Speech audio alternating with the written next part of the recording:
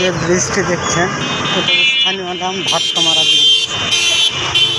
যদিও করতোয়া নদীর উপরে অবস্থিত ব্রিজটি। এই দেখেন এর পাশে করতোয়া নদী।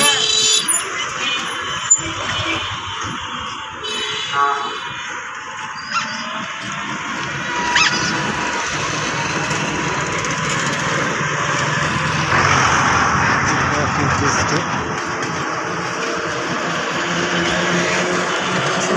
করতোয়া নদী।